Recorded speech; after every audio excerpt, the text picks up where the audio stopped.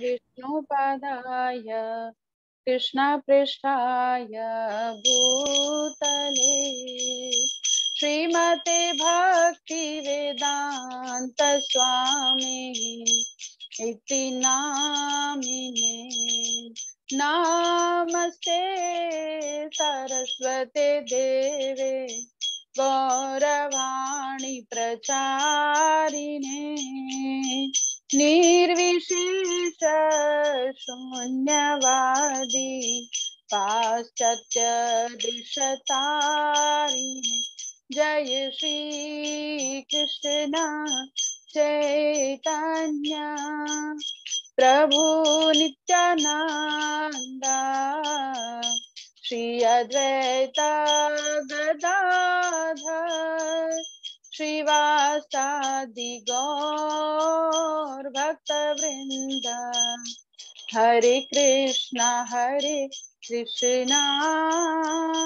कृष्णा कृष्णा हरे हरे हरे राम राम राम हरे हरे हरे कृष्णा कृष्णा कृष्णा हरे हरे हरे राम राम राम हरे हरे हरे कृष्णा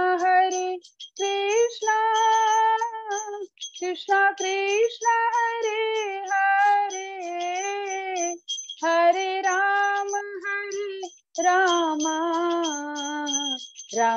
राम हरे हरे हरे कृष्णा कृष्णा कृष्णा हरे हरे हरे राम राम हरे हरे हरे कृष्णा कृष्णा कृष्णा हरे हरे हरे राम राम हरे हरे हरे कृष्णा कृष्णा कृष्णा हरे हरे हरे राम राम राम हरे हरे राधा श्याम सुंदर राधा श्याम सुंदर राधे राधा दामोदर राधा दामोदर राधे। जय जय प्रभुपाद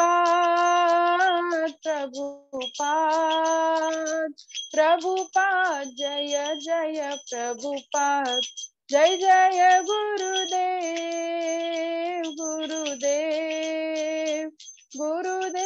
जय जय गुरुदेव। निताई गौर प्रेमानंदे हरि हरि बोल। ओम अज्ञानतिमिरान्धस्य ज्ञानाञ्जनशलाकया चक्षुरुन्मिलितं येन तस्मै श्रीगुरुवे नमः। श्रीचैतन्यमनोभीष्टं स्थापितं येन भूतले स्वयं रूपः कदा मह्यं ददाति स्वपदान्तिकं। वन्देऽहं श्रीगुरो श्रीयुतपदकमलं श्रीगुरून् वैष्णवांश्च श्रीरूपं साग्रजातं सहगण रघुनाथान्वितं तं सजीवं साद्वैतं सावधूतं परिजनसहितं कृष्ण चैतन्य देवं श्री राधा कृष्ण पादान् सहगण ललिता श्री विशाखान्वितांश्च नमः। ओम विष्णुपादाय कृष्ण पृष्ठाय भूतले श्रीमते भक्ति वेदांत स्वामिनिति नामिने। नमस्ते सारस्वते देवे गौरवाणी प्रचारिणे निर्विशेष शून्यवादी पाश्चात्य देश तारिणे वाञ्छाकल्पतरुभ्यश्च कृपा सिन्धुभ्य एव च पतितानां पावनेभ्यो वैष्णवेभ्यो नमो नमः। नमो महावदान्याय कृष्ण प्रेम प्रदायते कृष्णाय कृष्ण चैतन्य नामने गौरत्विषे नमः। हे कृष्ण करुणा सिंधु दीनबंधो जगतपते गोपेश गोपिका कांत राधा कांत नमोस्तुते। तप्त कांचन गौरांगी राधे वृंदावनेश्वरी वृषभानुसुते देवी प्रणमामि हरिप्रिये। नीलाचल निवासाय नित्याय परमात्मने बलभद्र सुभद्राभ्यां जगन्नाथाय ते नमः। जय श्री कृष्ण चैतन्य प्रभु नित्यानंद श्री अद्वैत गदाधर शिवासादि गौर भक्त वृंद। हरे कृष्णा कृष्णा कृष्णा हरे हरे, हरे राम राम राम हरे हरे। नमो विष्णुपादाय कृष्णपृष्ठाय भूतले श्रीमते नवयोगेन्द्र स्वामिनिति नामिने। नमस्ते प्रभुपाद देवे नाम संकीर्तन प्रचारिणे, निर्विशेष शून्यवादी समस्त देश तारिणे। जगत गुरु श्रील प्रभुपाद की जय, सद्गुरुदेव महाराज की जय, सभी भक्तों की जय। हरे कृष्णा, कैसे हैं सभी?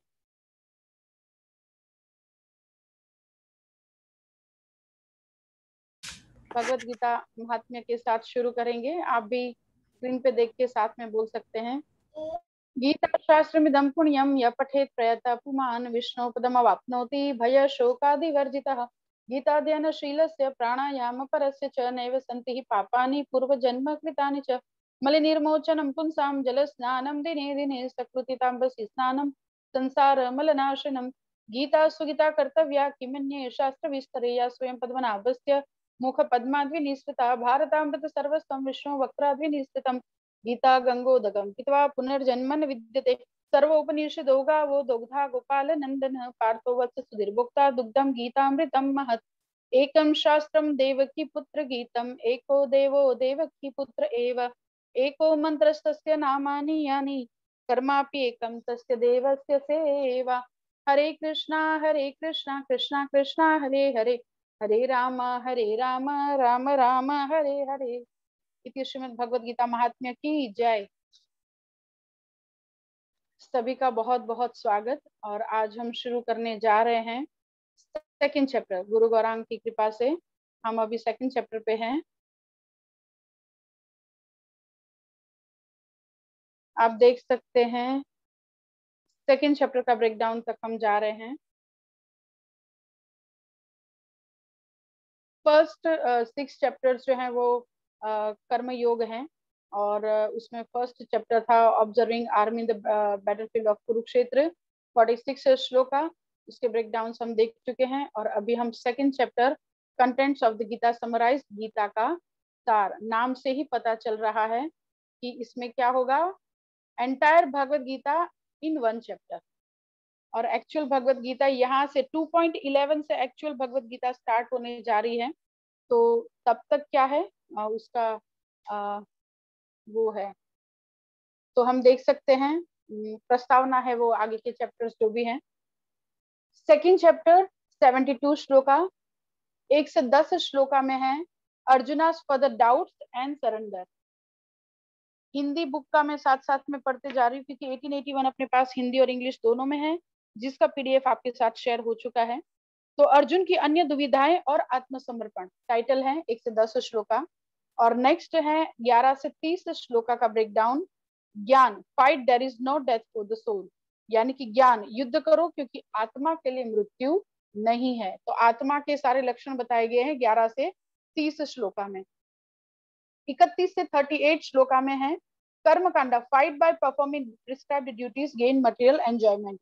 कर्म कांड, युद्ध करते हुए स्वधर्म का पालन करके भौतिक सुखों को प्राप्त करो। मैं साथ में हिंदी ट्रांसलेशन भी बोलते जा रही हूँ। नेक्स्ट है फोर्थ ब्रेकडाउन, बुद्धि yoga, fight but without any reaction. 15 shloka का ये ब्रेकडाउन। बुद्धि योग, युद्ध करो पर बिना किसी प्रतिक्रिया के। और लास्ट 54 टू 72 श्लोका, 19 श्लोकों का ब्रेकडाउन। स्थित प्रज्ञ, fight become fixed in Krishna consciousness, यानी कि स्थित प्रज्ञ, युद्ध करो कृष्ण चेतना में स्थिर हो जाओ। तो देखिए contents of the Gita summarised, Gita का सार नाम से ही पता चल रहा है सेकंड चैप्टर में पूरा भगवत गीता है। तो फिर बाकी के चैप्टर्स क्यों बोले गए? वो इसलिए बोले गए क्योंकि भगवान ने बहुत सारे इंस्ट्रक्शंस एक ही चैप्टर में दे दिए। तो अर्जुन जी को तो वैसे कोई डाउट्स नहीं थे, लेकिन हम लोगों के लिए क्योंकि भगवत गीता लॉन्च हुआ है, तो अर्जुन जी अब एक एक चीजों को बार बार पूछेंगे और बहुत डिटेल में पूछेंगे, ताकि कहीं से भी हमारे लिए कोई भी कंफ्यूजन नहीं रह जाए। इसलिए थर्ड से लेके 18 नंबर चैप्टर्स तक हैं। तो ये जो हमारा ब्रेकडाउन है ये आपको सबको समझ में आ गया होगा। और अपना क्लास का सिस्टम ऐसा रहता है, कोशिश यही करते हैं कि एक या दो पूरे पूरे ब्रेकडाउन खत्म हो एक क्लास में, ताकि एक स्लॉट्स के साथ हम आगे बढ़ सके सिस्टम के साथ। लेकिन अगर कभी कोई एक्सप्लेनेशन में आगे पीछे हो जाता है और अगर कोई ब्रेकडाउन वापस रह जाता है अधूरा, तो हम नेक्स्ट क्लास में उसी ब्रेकडाउन को जो अधूरा है उसी से आगे बढ़ते हैं और कोशिश ये करते हैं कि अगर 1 घंटे की क्लास है तो हम 1 घंटे में खत्म करने का प्रयास करें। तो ये सबको पता चल गया होगा 1 से 10 श्लोका। अर्जुन जी का जो 5वां रीजन था नॉट टू फाइट, वो था इनडिसीजन, अनिर्णयात्मकता। उसके बारे में चर्चा करेंगे वो, और भगवान की शरणागति लेंगे। 11 से 30 श्लोका में भगवान आत्मा के ऊपर बताएंगे, क्योंकि ये बेस है आध्यात्मिक जीवन की शुरुआत है कि हम ये जाने कि हम ये शरीर नहीं है, हम आत्मा है। तो इसमें सारी आत्मा की क्वालिफिकेशंस बताई है और मेनली ये बताया है कि आत्मा को किसी भी स्थिति में मारा नहीं जा सकता, शरीर को किसी भी स्थिति में बचाया नहीं जा सकता। 31 से 38 श्लोका कर्मकांड के ऊपर हैं और 39 to 53 बुद्धि योगा निष्काम कर्म के ऊपर हैं और 19 श्लोका का 54 to 72 ब्रेकडाउन स्थित प्रज्ञ fight become fixed in Krishna consciousness, कर्म करने का जो कौशल्य है उसके ऊपर बात की गई है। तो उम्मीद है कि सबको ये क्लियर हुआ होगा। तो हम आगे बढ़ते हैं।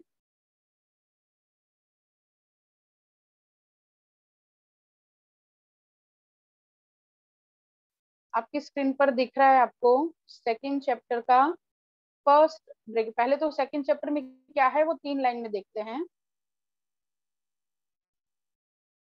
Okay, here it is. This chapter teaches self-realization by an analytical study of the material body and the spirit soul. This realization comes when one works without attachment to fruitive results and is situated in the fixed conception of the real self. इसको मैं हिंदी में भी बोल रही हूँ। हिंदी का PDF में जल्दी ही अवेलेबल करवाने की कोशिश करूंगी। यह अध्याय भौतिक शरीर के विश्लेषणात्मक अध्ययन और अंतरात्मा द्वारा आत्म साक्षात्कार का उपदेश देता है तथा जब कोई निष्काम भाव से कर्म करता है वह आत्मबोध की धारणा में स्थित रहता है, तभी इसकी अनुभूति होती है। तो देखिए फर्स्ट ब्रेकडाउन सबको रीडेबल हो रहा है? जूम किया मैंने। यस माता जी। Okay, thank you. तो अर्जुना's further doubts and surrender 1 से 10 श्लोका में है। Indecision, Arjuna is confused and undecided what to do. Krishna chastises Arjun for his stance of non-violence, calling him impotent and non-Aryan.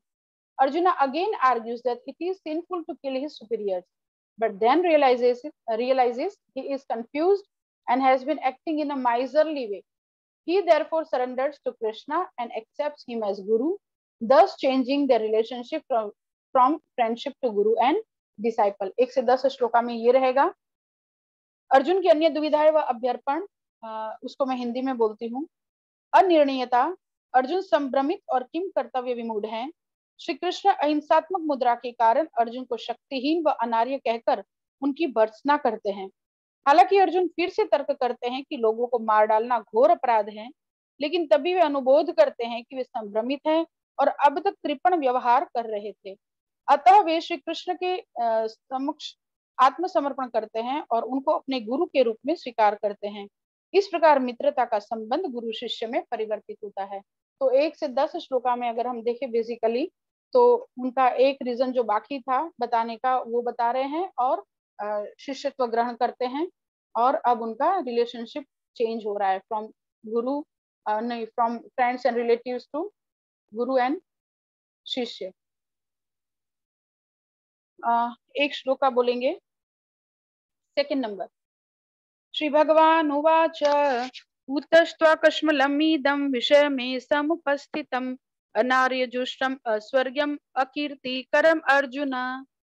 आप में से कोई 2-3 लोग इसको ट्राई कर सकते हैं।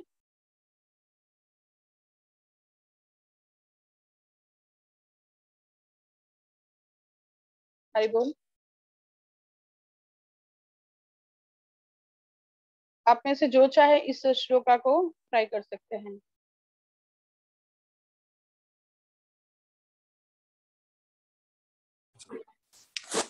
हरे कृष्ण माता जी। मतलब 2.2 है राइट? जी जी 2.2। ओके। कुतस्त्वाकस्माल्मिदं विषमे समुपस्थितम् अनार्यजुष्टं स्वर्ग्यं कीर्तिकरम् अर्जुन। थैंक यू अनीता माता जी। अनीता माता जी राइट? माता जी मैं बोलूंगी, देवहूति माता जी बोली। ओके मैं बोलूं माता जी? बिल्कुल अनीता माता जी। यस। अरे हरे कृष्णा। श्री भगवानुवाच कुटस्त्वाकस्मलमिदं विषमे समुपस्थितम् अनार्यजुष्टमस्वर्गम् अकीर्तिं करमर्जुन। हरे कृष्णा माता जी। हरी बोल। Thank you so much Anita माता जी। और कोई? हरे कृष्ण माता ji, Amit here, let me try. Amit Prabhu ji sure. Shri भगवान उवाच कुतस्त्वा कश्मलमिदं विषमे समुपस्थितम् अनार्यजुष्टम् अस्वर्गयम् अकृतिकरम् अर्जुन। हरि बोल। हरी बोल। Thank you so much. और कोई ट्राई करना चाहेंगे लास्ट? हरे कृष्ण माता जी, मैं ट्राई करूं? यस प्रीतम प्रभु जी श्योर। श्री भगवान उवाच कुतस्त्वा कस्मलमिदं विषमे समुपस्थितम् अनार्यजुष्टं स्वर्गम् अकीर्तिं करम् अर्जुन। हरी बोल। Thank you so much. Ankita Sachdeva ji ने भी हैंड रेज किया है। यस अंकिता जी। श्री भगवानुवाच कुतस्त्वाकस्मलम् इदं विस्मय समुपस्थितम् अनार्यजुष्टम् अस्वर्ग्यम् अकीर्तिकरम् अर्जुन। हरी बोल। Thank you so much. आगे बढ़ते हैं। इसका 10 श्लोकों का ब्रेकडाउन को हम ब्रीफ एक्सप्लेनेशन लेंगे। आप मेरी भगवत गीता में सामने अगर आपको दिख रहा हो थोड़ा सा क्लियर, तो जो ब्रेकडाउन है वो आप अपनी भगवत गीता के जो सर्कल के साथ ही आप अलग अलग, क्योंकि 5 ब्रेकडाउन है सेकंड चैप्टर के, तो उसको आप लिख सकते हैं क्योंकि इससे बहुत कुछ क्लियर होगा। और जब भी हम भगवत गीता हाथ में लेंगे तो हमारे लिए इसका स्टडी बहुत इजी हो जाएगा, क्योंकि हम 1881 बुक है अपने पास, लेकिन हम इतने आलसी रहते हैं कि हम उसको उठाकर देखते नहीं है ना। तो कोशिश ये कर सकते हैं। ओके, अध्याय 2 शुरू होने जा रहा है। अब देखिए भगवान का और अर्जुन जी का ये 45 अप्रोक्सीमेटली मिनट्स का एक कन्वर्सेशन है, जिसको भगवत गीता बोला गया। 700 श्लोकों का कन्वर्सेशन। इसमें कभी ऐसा नहीं हुआ था कि एक अध्याय खत्म हुआ तो बोला कि चलो एक अध्याय खत्म हुआ अब सेकंड अध्याय स्टार्ट हो रहा है। लेकिन लिखने में क्यों एक अध्याय फर्स्ट अध्याय सेकंड अध्याय थर्ड अध्याय ऐसे लिखा गया है? क्योंकि जब कोई मेजर ब्रेक आता है, कोई मेजर एक हैपनिंग होता है, तो उसको अध्याय के रूप में चेंज किया जाता है। तो यहाँ पे मेजर हैपनिंग क्या है? जबकि 5 कारण है नॉट टू फाइट के। कल के कारण कोई रिवाइज करवाए प्लीज। 4 कारण हमने डिस्कस किए थे। नॉन एंजॉयमेंट माता ji, compassion, compassion, compassion, non enjoyment, enjoyment, the enjoyment, वो वर्ण शंकर प्रजा, fear of sinful reaction, loss of enjoyment, fear of sinful reactions, destruction of family traditions and indecision. हरी बोल। Thank you so much. याद आप सबको है, बस थोड़ा सा सीरीज ऊपर नीचे हो गया। थोड़ा सा सीरीज से याद रखेंगे तो कभी नहीं भूलेंगे। जैसे एबीसीडी हम क्यों नहीं बोलते? क्योंकि सीरीज से लर्न है हमको एबीसीडी। अगर आगे पीछे बोलेंगे तो हम एबीसीडी भी 1 मिनट में नहीं बोल पाएंगे। तो आगे हम बढ़ रहे हैं कि 5 रीजन है नॉट टू फाइट के। तो एक रीजन सेकंड चैप्टर में क्यों? क्योंकि बहुत बड़ा मेजर चेंज आ रहा है यहाँ पे। सबसे पहले तो संजय जी, जो जैसे हमने कल देखा कि गांडीव बहुत पसंद था, मतलब बहुत अर्जुन जी के दिल के करीब था, लेकिन वो उनके हाथ से सरक गया और वो रथ पर बैठ जाते। तो ये बहुत बड़ी बात है। दूसरा बड़ी बात क्या हुआ कि संजय जी भगवान के भक्त हैं और उन्होंने नोटिस किया कि जब अर्जुन जी ऐसे बैठ जाते हैं, ये जब संजय जी बोलते हैं, तो धृतराष्ट्र के चेहरे पर एक हंसी सी आ जाती है, मतलब स्माइल आ जाती है कि जब अर्जुन जी अगर आउट ऑफ वॉर हो जाते हैं तो फिर हमारे लिए युद्ध बहुत आसान हो जाता है ना। दोपहर तक तो युद्ध हम जीत के घर भी आ जाएंगे, क्योंकि अर्जुन जी बहुत बड़े योद्धा थे और कौरवास की आधी सेना को अकेले अर्जुन जी ने मारा है और उसकी आधी जो सेना बची उसको, उसकी आधी को उनके ही पुत्र अभिमन्यु ने मारा है। तो उनको लगा कि अगर अर्जुन जी इस वॉर से बाहर हो जाते हैं तो फिर हमारे लिए युद्ध बहुत आसान हो जाएगा। लेकिन इस बात को नोटिस करके संजय जी उनको वार्न कर रहे हैं कि खुश होने की जरूरत नहीं है।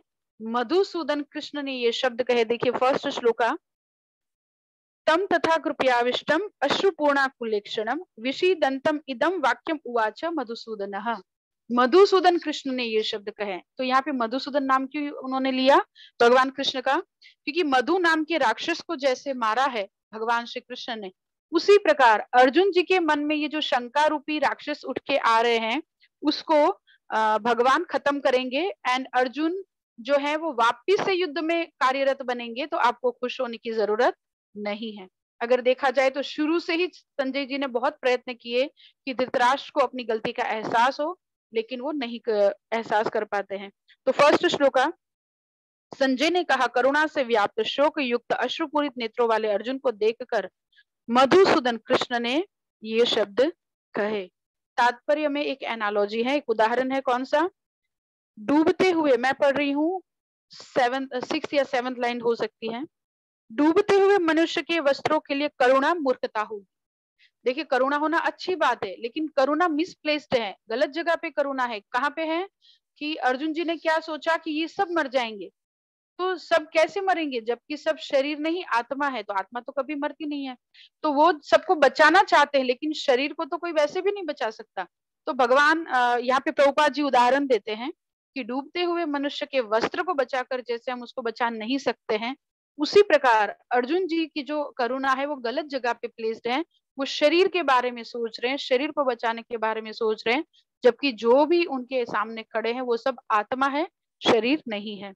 तो आगे बताते हैं कि जो वही आगे की लाइन पढ़ रही हूँ, अज्ञान सागर में गिरे हुए मनुष्य को केवल उसके बाहरी पहनावे अर्थात स्थूल शरीर की रक्षा करके नहीं बचाया जा सकता। जो इसे नहीं जानता और बाहरी पहनावे के लिए शोक करता है वह शूद्र कहलाता है, अर्थात वह वृथा ही शोक करता है। और देखिए सेकंड श्लोका, श्री भगवान उवाच कुस्तस्व कश्मलम इदम। श्री भगवान ने कहा, हे अर्जुन, तुम्हारे मन में यह कल्मश आया कैसे? यह उस मनुष्य के लिए तनिक भी अनुकूल नहीं है जो जीवन के मूल्य को जानता हो। इससे उच्च लोक की नहीं अपितु अपयश की प्राप्ति होती है। बहुत सुंदर श्लोका है, हमारे लिए बहुत बड़ा इसमें टीचिंग्स है, हमारे लिए लर्निंग है। इसमें क्या है कि जब हम बहुत दुख में होते हैं, हम रो रहे होते हैं, तो हम चाहते हैं कि कोई हमको कंसोल करे, कोई हमको पैम्पर्ड करे। लेकिन जो वास्तविक स्नेही होता है वो हमारे लिए जो अच्छा होता है वो करता है, ना कि जो हम चाहते हैं वो करता है। अर्जुन जी चाहते थे कि वो इतने दुखी हैं तो भगवान उनको कंसोल करे, उनको दिलासा दे, लेकिन भगवान ने देखिए बोलना ही जब शुरू किया, ऐसी स्थिति में जब अर्जुन जी एक पुरुष होते हुए रो रहे हैं, कांप रहे हैं, गांडीव हाथ से सरक गया, वो बैठ गए हैं, बहुत शोक से अभिभूत है, लेकिन भगवान क्या कहते हैं, तुम्हारे मन में ये कल्मश, कल्मश का अगर शुद्ध हिंदी करे तो कचरा, तुम्हारे मन में ये कचरा आया कहाँ से?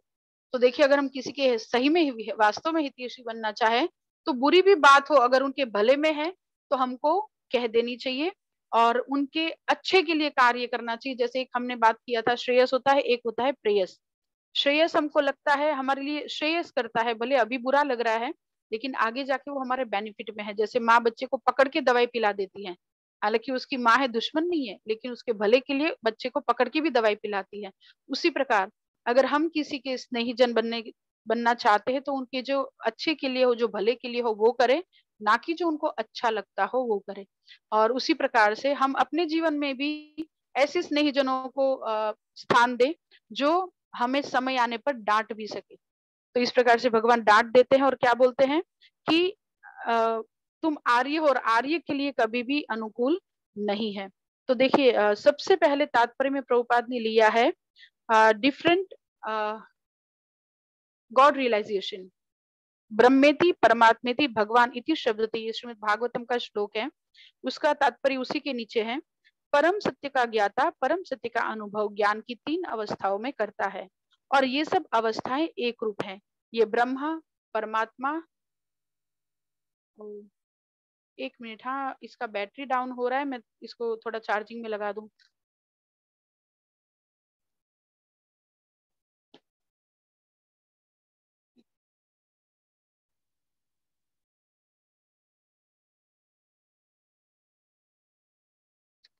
हरि बोल। तो भगवान की यहाँ पे 3 अवस्थाओं में जो गॉड रियलाइजेशन होता है, यहाँ पे उसकी बात की गई है कि परमात्मा के रूप में भगवान हम सभी के हृदय में है, और भगवान के रूप में पूर्ण अनुभूति है, और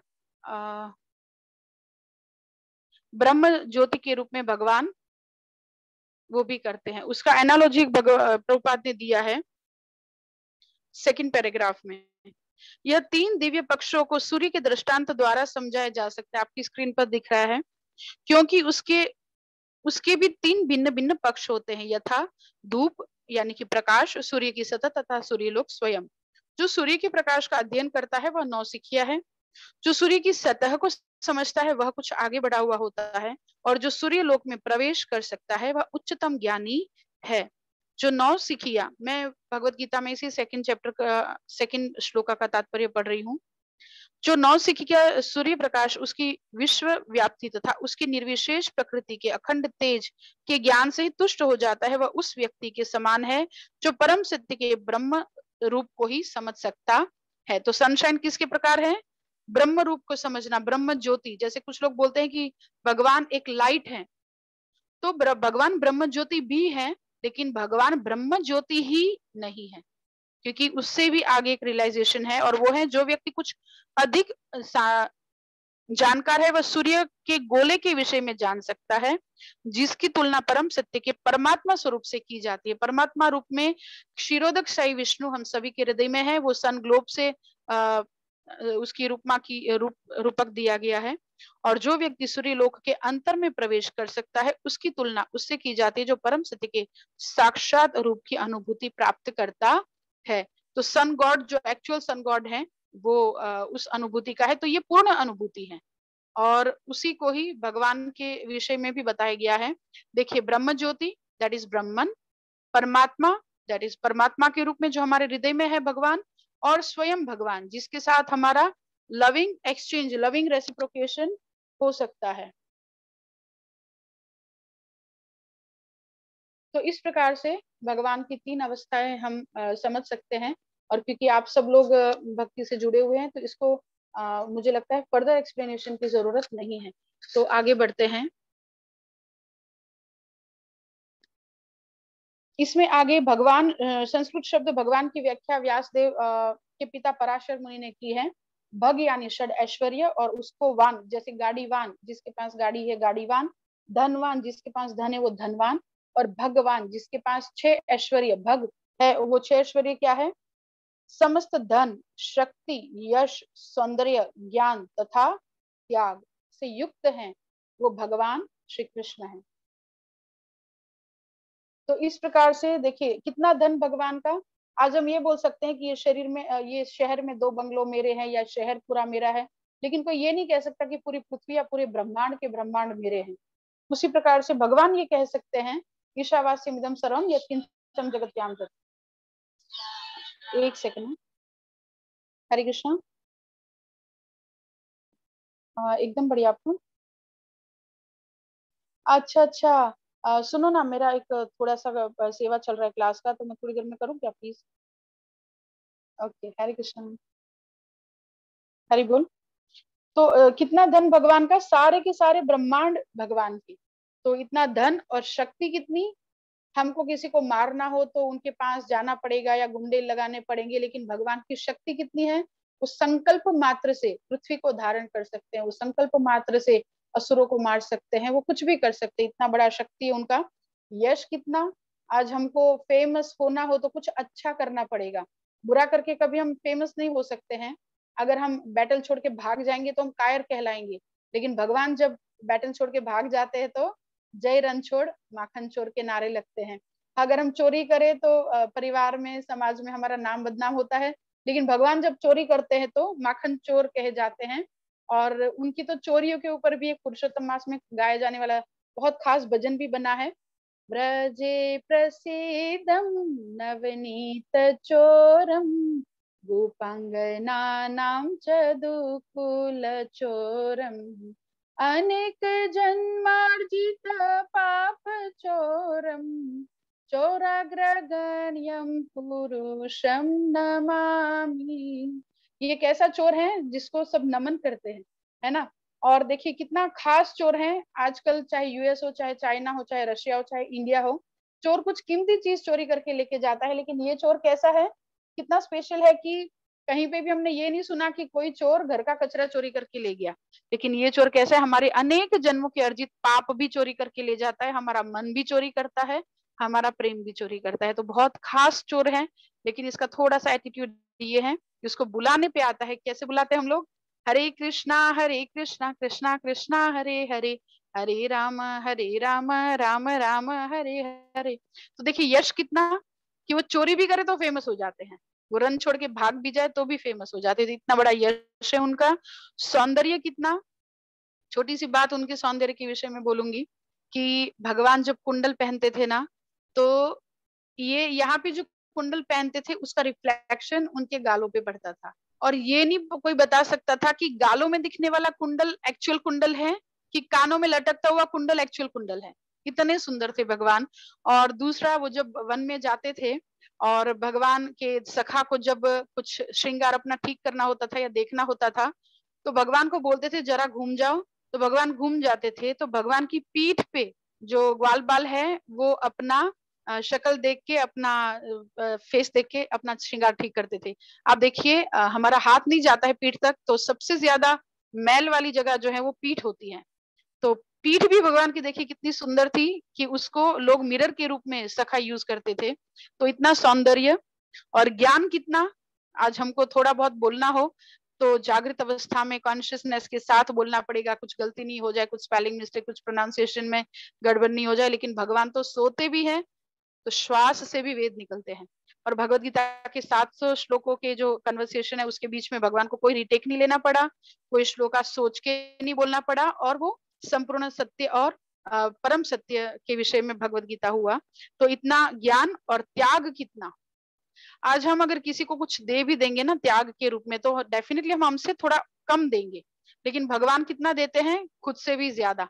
सोने की लंका अगर आप या मुझे कहीं मिलेगी तो हम किसी से शेयर नहीं करने वाले, लेकिन भगवान जीतने से पहले ही विभीषण जी को दे देते हैं। उतना ही नहीं, जब जामवंत जी ने बोला कि अभी तो लंका जीती नहीं है और आपने विभीषण जी को लंकेश बोलकर उनको दे दिया, तो अगर कल को रावण भी आपकी शरण में आता है तो उनको क्या देंगे, तो भगवान कहते हैं मैं उनको अयोध्या दे दूंगा। देखिए कितना बड़ा त्याग। तो ये संपूर्ण त्याग, संपूर्ण सौंदर्य और ज्ञान भगवान के अंदर है। तो ये भगवान शब्द की व्याख्या पराशर मुनि ने दी है। और तीसरे और उनको वो अनार्य कह के संबोधित करते हैं, लास्ट पैराग्राफ में है, जिन पुरुषों को भौतिक बंधन से मुक्ति का कोई ज्ञान नहीं होते हैं वे अनार्य कहलाते हैं। और भगवान यहाँ पे इस श्लोका में क्या बोलते हैं कि तुम अनार्य के जैसे बिहेवियर कर रहे हो, क्योंकि आर्य जो होता है, आपने देखा होगा कि रामायण महाभारत की सीरियलों में हे आर्य करके स्त्री अपने पति पुरुष को बुलाते हैं। तो आर्य का अर्थ क्या होता है, जो विचारशील पुरुष हैं और उनको किस चीज की प्राप्ति होती है, उनका ध्येय होता है कल्याण। तो बोलते इससे ना तुम्हारा कल्याण होगा। देखिए क्या बोला है, अनार्यम अजुष्टम अस्वर्ग्यम करते अकीर्तिकरम अर्जुन। यानी कि आर्य जो विचारशील पुरुष होता है, जिसका ध्येय कल्याण होता है, तो बोलते ना तो तुम्हारा कल्याण होगा। दूसरा अस्वर्गम, एक पुण्यात्मा मनुष्य होता है उसका ध्येय होता है स्वर्ग, और तुम पुण्यात्मा हो लेकिन तुम उसके हिसाब से बिहेव नहीं कर रहे हो, तो तुमको ना स्वर्ग मिलेगा और ना ही तुम्हारी कीर्ति होगी। क्योंकि एक सिंपल मनुष्य भी जीवन में फेम चाहता है, तो बोलते तुम्हारा तो फेम भी नहीं होगा, तो संसार में भी तुमको कीर्ति नहीं मिलेगी। तो इसका अर्थ है अनार्यम अजुष्टम अस्वर्गीयम कीर्ति करम अर्जुन। तो अब कीर्ति होगी तुम्हारी, और कर्तव्य पथ से इस प्रकार विचलन उनका नहीं होना चाहिए, भगवान चाहते हैं। थर्ड श्लोका में तो देखिए एक गाली ही दे दी एक प्रकार से भगवान ने, हे पृथा पुत्र, इस हीन नपुंसकता को प्राप्त मत हो, यह तुम्हें शोभा नहीं देती। हे शत्रुओं के दमन करता, हृदय की क्षुद्र दुर्बलता को त्याग कर युद्ध के लिए खड़े हो। देखिए यहाँ पे पार्थ क्यों बोला भगवान ने अर्जुन जी को, वो याद दिला रहे हैं कि तुम्हारी माता एक स्त्री होके भी देखिए कितनी कठिनाइयों से निकली और कितनी मजबूत होके खड़ी है, और तुम एक शूद्र की हृदय दुर्बलता को प्राप्त हो रहे हो। और गाली क्यों दिया, नपुंसकता, ये एक पुरुष के लिए बहुत ही मतलब बहुत दुखदायक गाली है। तो वो ऐसे क्यों भगवान ने दिया? क्योंकि वो अर्जुन जी का भला चाहते हैं। जैसे एक छोटा बच्चा अगर वायर सॉकेट के पास जाता है, उसमें अगर वो हाथ डालने में होता है, तो कोई व्यक्ति आके उसको धक्का देके उस स्विच बोर्ड से अलग करेगा, ना कि वो उसको प्यार से धीरे धीरे समझाएगा, क्योंकि तब तक में ये दुर्घटना हो सकती है कि बच्चा उस सॉकेट में, इलेक्ट्रिक सॉकेट में अपना हाथ डाल दे। तो धक्का देने के बराबर है कि यहाँ पे भगवान गाली देके अर्जुन जी को धक्का दे रहे हैं कि बहुत गलत ट्रैक पे तुम जा रहे हो, तुम संभल जाओ। तो यहाँ पे क्या बोला? उत्तिष्ठ परंतप, त्यक्त उत्तिष्ठ परंतप, यानी कि खड़े हो और युद्ध करो। आगे भगवान बोलेंगे यही शब्द कि खड़े हो जाओ, योग में स्थित होकर युद्ध करो। तो जैसे जैसे उनका मेंटल लेवल बढ़ेगा, उस प्रकार से भगवान अपनी इंस्ट्रक्शंस को भी बढ़ाएंगे। और यहाँ पे जो है हाईएस्ट 38 टाइम पार्थ शब्द बोला है, क्योंकि भगवान को अर्जुन जी का पार्थ नाम बहुत ज्यादा पसंद था, इसलिए पूरी भगवत गीता में हाईएस्ट 38 टाइम पार्थ शब्द यूज हुआ है। और कौंतेय सेकंड हाईएस्ट, क्योंकि कुंती के पुत्र हैं वो, इसलिए कौंतेय 24 टाइम यूज हुआ है। और आगे बताते हैं, तात्पर्य में प्रभुपाद लिखते हैं सेकंड पैराग्राफ, फर्स्ट पैराग्राफ की सेकंड लाइन, यदि क्षत्रिय पुत्र लड़ने से मना करता है तो वह नाम का क्षत्रिय है, और यदि ब्राह्मण पुत्र अपवित्र कार्य करता है तो वह नाम का ब्राह्मण है। ऐसे क्षत्रिय तथा ब्राह्मण अपने पिता के अयोग्य पुत्र होते हैं, अतः कृष्ण नहीं चाहते थे कि अर्जुन अयोग्य क्षत्रिय पुत्र कहलाएं। तो गाली भी दी है तो उनके भले के लिए दी है। और आगे बताते हैं 4 नंबर श्लोका, अर्जुन उवाच। अब अर्जुन जी सोचते हैं कि शायद भगवान अभी समझे नहीं है कि मैं किस ट्रॉमा से गुजर रहा हूँ, मैं कितना कंफ्यूज्ड हूँ, और शायद भगवान समझे नहीं है, तो मैं वापिस से समझाता हूँ। तो अर्जुन जी जो उनका बाकी का रीजन है वो बताते हैं। अर्जुन ने कहा, हे शत्रुहंता, हे मधुसूदन, मैं युद्ध भूमि में किस तरह भीष्म तथा द्रोण जैसे पूजनीय व्यक्तियों पर उलटकर बाण चलाऊंगा। देखिए एक ही श्लोका में 2 संबोधन किए भगवान को, मधुसूदन और अरिसूदन।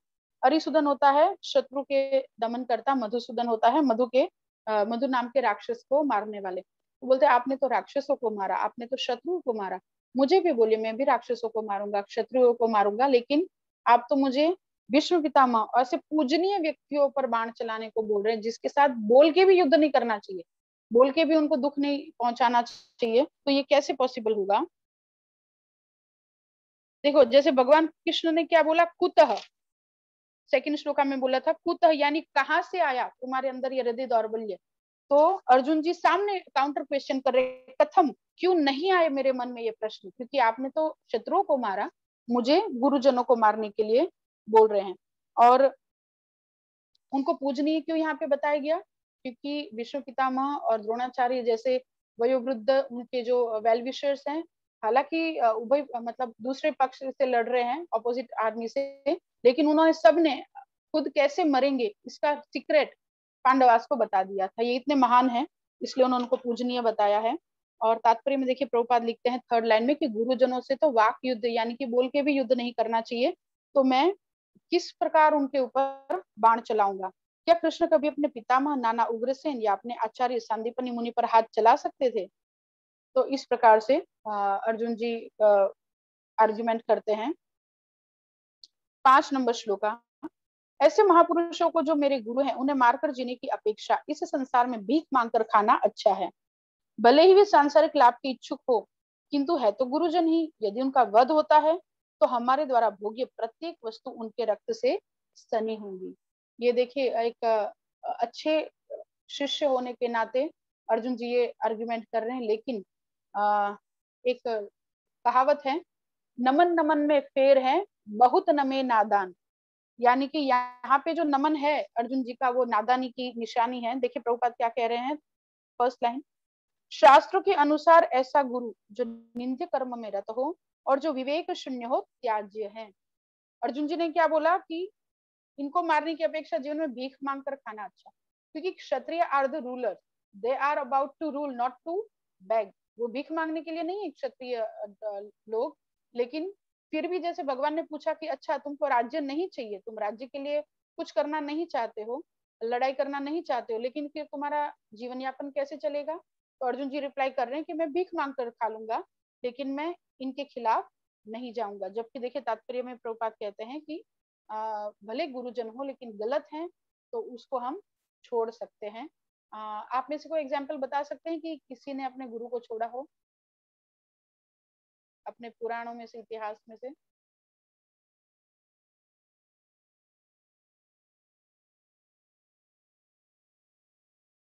बलि महाराज है ना, उन्होंने अपने गुरु का त्याग किया जो उनको वामन भगवान को कुछ देने से इनकार कर लेते। तो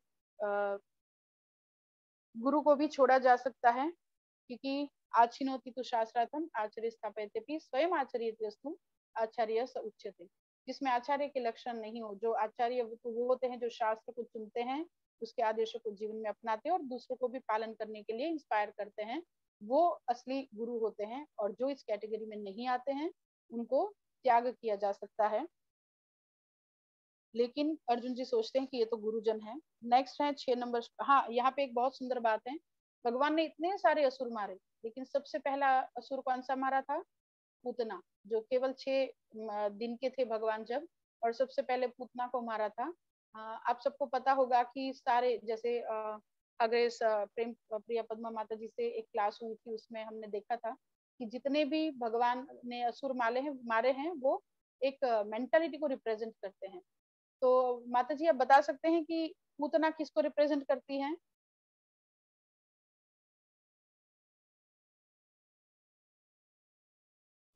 Are you there, माता जी? अपने बुरे विचारों को या बुरी मेंटालिटी को? नहीं, आपने गैस किया उसके लिए थैंक यू। हरे कृष्ण। प्रेम प्रिया पद्मा माता जी थे उस क्लास में जब हमने ये लिया था, इंडिया में ये क्लास थी और उसमें माता जी ने ज्वाइन किया था। हरे कृष्ण माता जी, दंडवत प्रणाम। हरे कृष्ण, प्रणाम। यस माता जी, पूतना किसको रिप्रेजेंट करती है? आपको अगर याद हो तो बोल सकते हैं। माता जी अभी आज मेरे दिमाग में कुछ आ नहीं रहा। आई एम सो सॉरी माता जी। अभी क्या हुआ कोई ना, बात योगा क्लास चल रहा है और उसमें क्या कुछ अच्छा, हैकर्स आ गए तो इसलिए मेरा दिमाग उधर चला गया था। I am so sorry. Okay okay, कोई बात नहीं, कोई बात नहीं, प्लीज कैरी ऑन। ऐसा कुछ हो तो आप बीच में नहीं आएंगे तो भी चलेगा, कैरी ऑन। ओके, तो पूतना रिप्रेजेंट करती है सुडो गुरु, PSUDO, सुडो गुरु, यानी कि ढोंगी गुरु, है ना। तो जीवन में जब तक ढोंगी गुरु हैं जो हमको गलत इंस्ट्रक्शंस देंगे, चाहे वो शिक्षा गुरु हो चाहे वो दीक्षा गुरु हो, तो वो त्याज्य हैं। भगवान ने उसका वध कर दिया, यानी कि जब गलत गुरु को जीवन में से हटाएंगे तो सही पथ पर हम चल पाएंगे।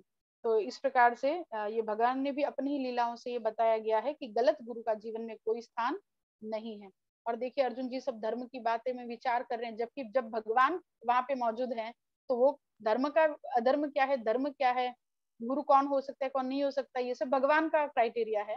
लेकिन अर्जुन जी खुद अपने ऊपर ये सारा भार ले रहे हैं सोचने का। 6 नंबर श्लोका, हम यह भी नहीं जानते कि हमारे लिए क्या श्रेष्ठ है, उनको जीतना या उनके द्वारा जीते जाना।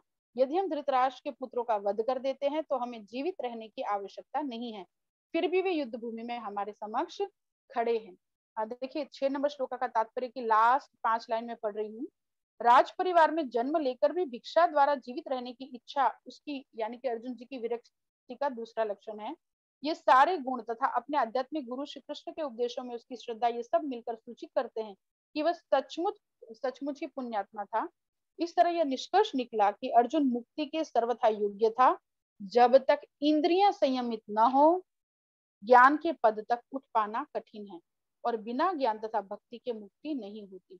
अर्जुन अपने भौतिक गुणों के अतिरिक्त इन समस्त देवी गुणों में भी दक्ष था, और इसीलिए भगवान के समक्ष वो खड़े हैं और उनको भगवत गीता मिलने वाली है। तो सबसे पहले इंद्रियों पर संयमन, जो उपदेशामृत में भी श्री रूप गोस्वामी ने कहा कि सबसे पहले इंद्रियों पे नियंत्रण, उसके बाद गोस्वामी बनना है, उसके बाद शुद्ध भक्त बनना है और अपने मनुष्य जीवन को सफल करना है। ये 4 उपदेशों के ऊपर उपदेशामृत कार्य करता है, जो प्रभुपाद ने भी आमुख में बोला है कि हमको पहले इंद्रियों को नियंत्रण करना है, सेकंड हमको शुद्ध भक्त गोस्वामी बनना है, थर्ड हमको शुद्ध भक्त बनना है, और फोर्थ हमको मनुष्य जीवन को सफल करना है। 7 नंबर श्लोका, अब मैं अपनी कृपा दुर्बलता के कारण अपना कर्तव्य भूल गया हूँ और सारा धैर्य खो चुका हूँ। ऐसी अवस्था में मैं आपसे पूछ रहा हूँ कि जो मेरे लिए श्रेयस्कर हो उसे निश्चित रूप से बताएं। अब मैं आपका शिष्य हूँ और आपका शरणागत हूँ, कृपया मुझे उपदेश दे। तो यहाँ पे देखिए उन्होंने बताया कि अब हमको ये भी नहीं पता कि जीते जाना हमारे लिए अच्छा है कि उनके द्वारा जीते जाना या हमारा जीतना। तो इस प्रकार से हम कंफ्यूज्ड भी हैं। और अब मैं कृपण दुर्बलता के कारण, कृपण बोलते हैं कंजूस, कंजूस का अर्थ हम हमेशा पैसे से करते हैं, लेकिन कंजूस का अर्थ होता है कि बहुत बड़ी अपॉर्चुनिटी थी जिसको वो ग्रैब नहीं कर पाए। जैसे हम अपने मनुष्य जीवन में से हम बहुत कुछ प्राप्त कर सकते हैं, हाईएस्ट गोल भगवत धाम की प्राप्ति, और लेकिन उससे कम अगर कुछ हम करते हैं तो हम कृपण यानी कि कंजूस हैं। जैसे एक व्यक्ति के घर में कोई गेस्ट आए, तो पिताजी ने बोला अपने बेटे को कि बेटा गेस्ट को खाने के बारे में कुछ पूछो। तो बेटे ने क्या पूछा गेस्ट को कि आप घर से खाना खा के आए हैं कि घर जाके खाना खाएंगे। उसने क्या पूछा, आप अपने घर से खाना खा के आए हैं कि आप अपने घर जाके खाना खाएंगे। यानी कि दोनों ही सूरत में वो अपने घर पे तो नहीं खिलाएगा, है ना। तो उसने कंजूसी की। लेकिन देखिए थोड़ा सा खाना या थोड़े से पैसे बचाने के चक्कर में उसने पुण्य जो उसको मिल सकता था कि गेस्ट को अतिथि देवो भव, यानी कि गेस्ट की आगता स्वागता करने का जो उसको पुण्य मिल सकता था, उससे वो वंचित हो गया। तो इस प्रकार से हम भी इस मनुष्य जीवन को लेकर अगर कृपण है तो हमको गुरु की शरण में जाना चाहिए। इसमें तात्पर्य में बताया गया है 4th लाइन, ये उलझने यानी कि जीवन की उलझने दावाग्नि के समान है जो किसी के द्वारा लगाए बिना ही भभक उठती है। यानी कि हमारे जीवन में जो प्रॉब्लम्स है वो कोई लगाने नहीं आया था। जैसे दावाग्नि यानी कि जंगल की अग्नि, जंगल की अग्नि के साथ क्यों रिजेंबल किया है, क्योंकि जंगल में दो लकड़ियां आपस में टकरा के ही आग लग जाती है, कोई वहां पे माचिस लेके आग नहीं लगाने गया। उसी प्रकार हमारे जीवन में अपने आप ही दुख आ जाते हैं, हालांकि कोई देने नहीं आया दुख। तो ये सब उलझने का सॉल्यूशन कहाँ है, समझने तथा उसका, अतः वैदिक वाग्मय उपदेश देता है कि जीवन की उलझनों को समझने तथा उनका समाधान करने के लिए हमें परंपरागत गुरु के पास जाना चाहिए, यानी आध्यात्मिकता की शरण लेनी चाहिए, स्पिरिचुअलिटी की। हमको लग सकता है कि मेरे तो प्रॉब्लम्स भौतिक हैं, मटेरियलिस्टिक हैं, स्पिरिचुअलिटी में उसका सॉल्यूशन कैसे मिलेगा। तो ये ऐसा है कि हमारे हाथ अगर डर्ट से लगे हुए हैं तो डर्ट को डर्ट से नहीं धो सकते, उसके लिए साफ पानी साबुन चाहिए। उस प्रकार से मटेरियल प्रॉब्लम्स को स्पिरिचुअलिटी से धोया जा सकता है। और एक्चुअल प्रॉब्लम्स क्या है, देखिए यहाँ पे लिखा है कि आखिर भौतिक उलझनों में कौन सा व्यक्ति पड़ता है, वह जो जीवन का की समस्याओं को नहीं समझता। What is the actual problem, रोटी कपड़ा और मकान एक्चुअल प्रॉब्लम नहीं है, क्योंकि मकान वाले भी सुसाइड कर रहे हैं, रोटी जिसको मिल रही है वो भी सुसाइड कर रहे हैं। तो what is the actual problem, तो एक्चुअल प्रॉब्लम की 3 क्राइटेरिया है, 3 लक्षण है। पहला लक्षण है इक्वल टू ऑल, सबके लिए समान है। देखिए अगर किसी को शादी करने के बाद प्रॉब्लम हुई है तो किसी को नहीं भी हो सकती, किसी को किसी एम्प्लॉय को अपने बॉस से प्रॉब्लम है तो किसी एम्प्लॉय को नहीं भी हो सकती। किसी के लिए पैसा प्रॉब्लम है कि बहुत सारा पैसा है, कहाँ डाले, बहुत डर लगता है चोर ले जाएगा, पुलिस रेड कर देगी, इनकम टैक्स वाले। तो जिसके पास पैसा है ही नहीं उसके लिए वो प्रॉब्लम नहीं है। तो जो सबके लिए समान है वो प्रॉब्लम का एक लक्षण है कि इक्वल टू ऑल। दूसरा लक्षण है नोबडी वांट्स इट। अब जैसे कोई बोलेगा कि सर्विस में बॉस का बहुत त्रास रहता है तो ये अवॉइडेबल है, तो आप अपना बिजनेस कर सकते हैं। और किसी को लगता है कि शादी के बाद प्रॉब्लम होती है तो आप कमारे रह सकते हैं। किसी को लगता है कि शायद यूएस में बहुत प्रॉब्लम्स है तो वो यूएस छोड़ के इंडिया रह सकते हैं। तो ये अवॉइडेबल नहीं है, नोबडी वांट्स इट और nobody can avoid it. Avoid भी किया जा सकता है तो वो प्रॉब्लम नहीं है, अगर अवॉइड नहीं होता है तो वही प्रॉब्लम है। तो अगर इस रूप में देखा जाए तो एक्चुअल प्रॉब्लम्स है जन्म, मृत्यु, जरा यानी बुढ़ापा और व्याधि यानी कि प्रॉब्लम्स, बीमारियां, क्योंकि ये सब इक्वल टू ऑल है। चाहे अमीर हो, चाहे गरीब हो, चाहे सुंदर हो, चाहे बदसूरत हो, चाहे यूएस का हो, चाहे इंडिया का हो, वो उसको मृत्यु आती है, उसको बुढ़ापा भी आता है, उसको बीमारी भी आती है। एंड नोबडी वांट्स इट, हम में से कोई मृत्यु नहीं चाहेगा, हम में से कोई बुढ़ापा नहीं चाहेगा। अब जैसे किसी को बहुत पैसा प्रॉब्लम लगता है तो कोई बोलेगा हाँ हमको तो ऐसी प्रॉब्लम अच्छी लगती है, हमको आके दे दो, है ना। तो इस प्रकार से नोबडी वांट्स इट, एक्चुअल समस्या किसी को नहीं चाहिए और वो है बुढ़ापा, बीमारियां और मृत्यु। और नोबडी कैन अवॉइड इट, उसको अवॉइड नहीं किया जा सकता। अगर बॉस से प्रॉब्लम है तो यू कैन अवॉइड इट कि मत करो नौकरी, खुद का बिजनेस कर लो। शादी से प्रॉब्लम लगती है स्पाउस से तो रिमेन ब्रह्मचारी, कोई बात नहीं, लेकिन इसको अवॉइड नहीं किया जा सकता। तो हम चाहकर भी मृत्यु को नहीं टाल सकते, बुढ़ापे को नहीं टाल सकते, जन्म भी नहीं टाला जा सकता। तो these are the actual problems. तो कृपण वह है जो मानव जीवन की समस्याओं को हल नहीं करता और आत्म साक्षात्कार के विज्ञान को समझे बिना कुकर सुकर की भांति इस संसार को त्याग कर चला जाता है। यानी कि मनुष्य जीवन मिलके हम इस भवसागर से पार हो सकते थे, लेकिन उसका पूरा फायदा नहीं उठाया। और आगे जो बताया जा रहा है कि कृपण यह सोचता है कि वह अपने परिवार को मृत्यु से बचा सकता है। मैं पढ़ रही हूँ सेकंड पैराग्राफ का बीच का पोर्शन। ऐसी पारिवारिक आसक्ति निम्न पशुओं में भी पाई जाती है। एक टाइगर जो बहुत फियरसिंग एनिमल है, वो भी अपने परिवार का भरण पोषण करता है। तो आगे 8 नंबर श्लोका में वो बताते हैं कि मुझे ऐसा कोई साधन नहीं दिखता जो मेरी इंद्रियों को सुखाने वाले इस शोक को दूर कर सके। स्वर्ग पर देवताओं के अधिपति की तरह इस धन धान्य संपन्न सारी पृथ्वी पर निष्कंटक राज्य प्राप्त करके भी इस शोक को दूर नहीं कर सकूंगा। मानव भगवान ने पूछा 7वें नंबर श्लोका में, जब उन्होंने शरणागति लिया तो मानव भगवान ने पूछा कि मैं तो तुम्हारी एज का हूँ, तुम्हारे फ्रेंड जैसा हूँ, तुम्हारा कजिन हूँ, यहाँ पे बड़े बड़े गुरुजन हैं, भीष्म पितामह, उनकी शरण में जाओ, उनका शिष्यत्व ग्रहण करो। तो क्या बोलते हैं कि नहीं, आपके बिना कोई मेरे इस शोक को नहीं मिटा सकता। और अगर राज्य के लिए वो लड़ाई करने वाले होते तो राज्य मिलने से उनका शोक दूर हो सकता था, लेकिन वो राज्य के लिए शोक नहीं कर रहे हैं। और दूसरा, अभी कृष्ण भगवान ने कोई रिप्लाई नहीं किया कि हाँ मैं तुमको एज ए शिष्य स्वीकार करता हूँ, क्योंकि वो कंप्लीट शरणागति चाहते थे। आगे का श्लोक है 9 नंबर श्लोका। संजय ने कहा, इस प्रकार कहने के बाद शत्रुओं का दमन करने वाला अर्जुन कृष्ण से बोला, हे गोविंद, मैं युद्ध नहीं करूंगा, और चुप हो गया। गोविंद का मतलब होता है the knower of all Vedas and lord will make Arjuna accept his dharma to fight, इसलिए यहाँ पे गोविंद शब्द यूज हुआ। और 9 नंबर श्लोका में वो क्या बोलते हैं कि मैं युद्ध नहीं करूंगा, और चुप हो गया। और 10 नंबर श्लोका में, हे भरतवंशी धृतराष्ट्र, उस समय दोनों सेनाओं के मध्य शोकमग्न अर्जुन से कृष्ण ने मानो हंसते हुए शब्द कहे। तो भगवान कृष्ण क्यों हंसे, उसके बहुत सारे रीजन हैं। कि एक तो जो बहुत वेटिंग टाइम था कि भगवान का बहुत डिजायरेबल टाइम था कि मैं भगवत गीता बोल सकूं, वो समय आ गया। दूसरा, दोनों सेनाओं के बीच में ये वार्तालाप हो रहा है, तो भगवान ये नहीं चाहते कि कोई ये सोचे कि कुछ गंभीर विषय पे चर्चा हो रही है, भगवान उसको डांट रहे हैं। तो टेक इट इजी लेने के लिए भी भगवान हंस रहे हैं। और दूसरा, बहुत सुंदर बात यहाँ पे होती है। देखिए, अगर अर्जुन जी सच में शिष्यत्व स्वीकार करते तो सीरीज कुछ ऐसा होता कि भगवान का 7 नंबर श्लोका में अर्जुन जी शरणागति ग्रहण कर रहे हैं कि मैं आपका शिष्य हूँ। 8 नंबर श्लोका में भगवान बोलते, ओके तुम मेरे शिष्य हो, मैंने तुमको स्वीकार किया, अब तुमको फाइट करनी है। और 9 नंबर श्लोका में अर्जुन जी बोलते, ओके, तो भगवत गीता खत्म। लेकिन होता क्या है, 7 नंबर श्लोका में वो शरणागति ग्रहण करते हैं, 8 नंबर श्लोका में भी भगवान कुछ नहीं बोलते, और 9 नंबर श्लोका में अर्जुन जी क्या बोलते हैं, मैं युद्ध नहीं करूंगा। जब शरणागति भगवान के लिए है, गुरु भगवान को बनाया है, तो कौन बताएगा कि युद्ध करना है कि नहीं करना है, भगवान बताएंगे। और कौन डिसीजन लेगा, भगवान लेंगे। लेकिन ले कौन रहा है, अर्जुन जी।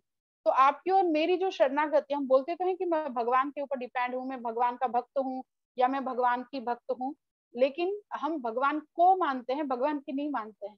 तो हमारी कंप्लीट शरणागति नहीं है।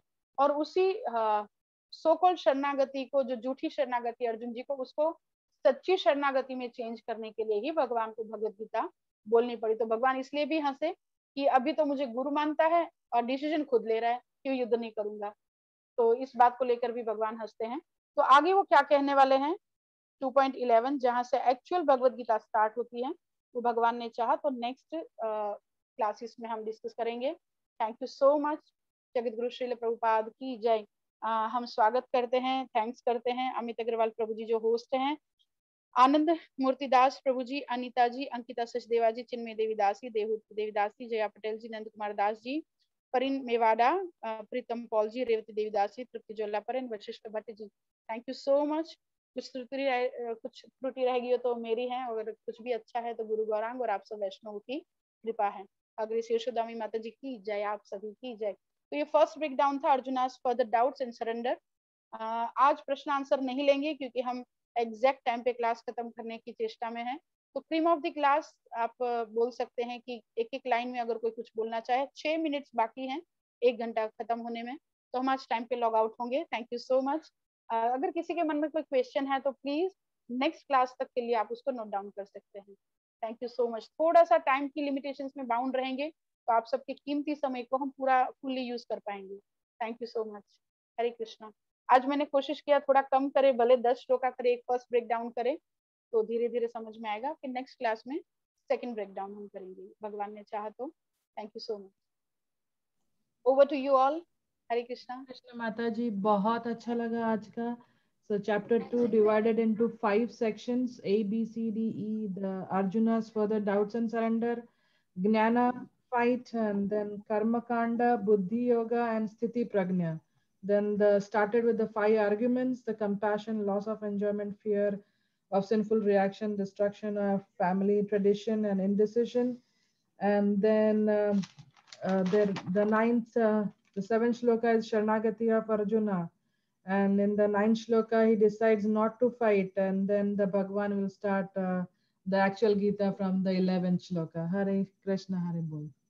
माता जी आपका तो पूरा लर्न हो गया। हरी हरी बोल। नहीं माता जी, आपकी वजह से अब मुझे तो गीता समझ में आने लगी, वरना मैं तो तोते की तरह सिर्फ पढ़ती थी। हरे कृष्णा। हरी हरी बोल। मैं तो माता जी निमित्त हूँ, एक्चुअल किसी और का है। अमित प्रभु जी, टू एवरीवन हरी बोल। Thank you so much Prabhu ji for your blessing. और कोई? पता है जब मेरा और पद्म प्रिय माता जी का बात हुआ था ना, तो मैंने बोला हाउस वाइफ जो इतना नहीं पढ़ सकती है शास्त्र को, वो भी सबको लर्न हो गया कि फर्स्ट चैप्टर में इतना है, सेकंड चैप्टर में ये श्लोका में इतना है, ये श्लोका में इतना है। तो आज सच में अगर प्रेम प्रिय पद्मा माता जी लाइन पे हैं तो वो देख सकते हैं कि अनिता माता जी को सच में सब कुछ लर्न हो गया। हालांकि हमने किसी को अलग से कुछ नहीं लर्न करवाया, एक डिस्कशन हो रहा है यहाँ पे, बट अपने आप में मेथड इतना पावरफुल है कि सच में it can change our life. छोटा सा भगवत गीता है, बहुत अच्छे से समझ में आ जाता है। हरि बोल। माता जी आपकी वजह से ही समझ में आ रहा है। ये जो आपने जो पहला जो फिगर बताया ना, वो बहुत ही एक्सप्लेनेटरी है। So it nicely divides the whole this second chapter into different important shlokas. The first 10, then the 20 verses, and then the 7 verses of the Karma Kanda, and then 15 verses of the Buddhi Yoga, and the 19 verses of the Sita Prajna. So it is very nice. Your explanation is perfect. Thank you so much. Hari बोल। I'm just an instrument in hands of Lord Guru Garang ji. Anyone else? Theme of the class, यानी कि what you would like to take home from today's class? क्या याद रहा, क्या अच्छा लगा, क्या बुरा लगा, क्या आप एड ऑन करना चाहेंगे अपनी ओर से?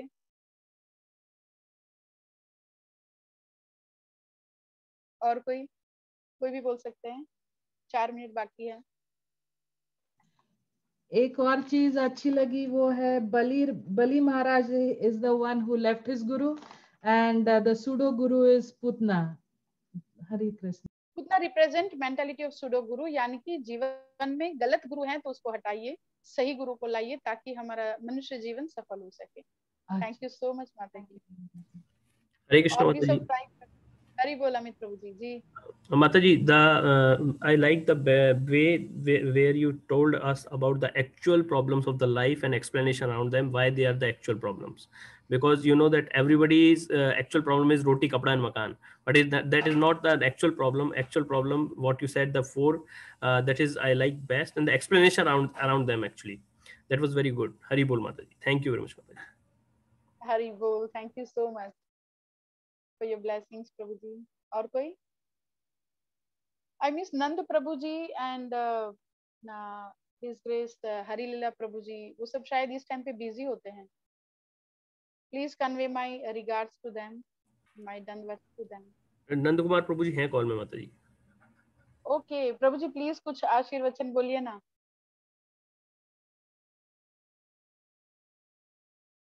प्रभु जी आप म्यूट पे हैं।